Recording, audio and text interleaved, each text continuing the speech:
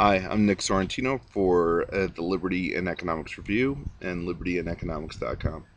I'm coming to you from outside. It's a beautiful spring day here outside of Washington, D.C. So if you hear birds chirping, babies in the background, dogs barking, that's why.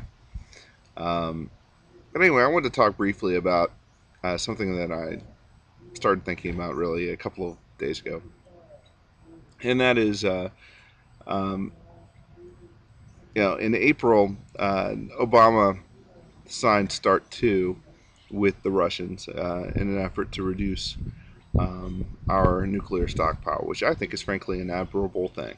Um, I am all for the reduction in the number of nuclear weapons out there to a certain point. Obviously, if there are other um, international actors, as they say, with nuclear weapons, we had better have the upper hand. But reducing the number of nukes we have to the largest extent possible, I think, is an admirable goal. And about the only thing I've agreed with Obama on since he's been president. So, um, so I went out and as I want to, wanted to read, basically, what was behind Obama's policy stance on nukes, and what went into his decision and so on. And in so doing, I stumbled across a Newsweek article that had a interesting little bit in it it really struck me as something that should be a really big story, but something that no one seems to have covered except for Newsweek here briefly. Um, but basically, when uh, apparently the Pentagon has a nuclear posture review every year, basically where they analyze with the executive branch, the president specifically, how they would react in the event of a nuclear strike or a nuclear crisis, um, especially with regard to Russia and China, who both have intercontinental ballistic weapons, and and apparently George W. Bush instituted this, and he is said to have said, you know, that but why do we still have so many, meaning nuclear warheads? Which is exactly how I feel. But a little further down in the same paragraph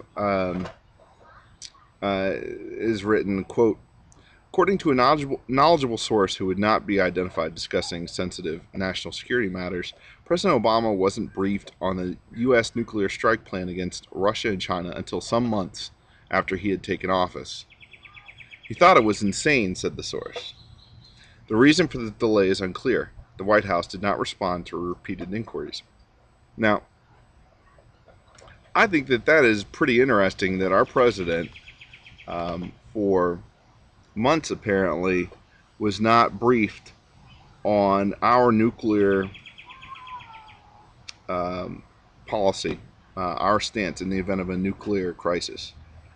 Um, I would like to know why that is. Is it because he was not interested and it was not a priority? If that's the case, I mean, that is unacceptable. Um, if it's something even a little weirder, like for instance, the fact that he may not have, the Pentagon may not have been ready to give him the button to the nuclear arsenal. Um, I think that's an even bigger story. I have read multiple, you know, accounts of people who do clearance, top secret security clearances and higher, and basically with them asserting that um, Obama would have never gotten clearance. And I wonder if there isn't something there. Maybe that's the reason for the White House not answering Newsweek's inquiries. I don't know. That's pure conjecture.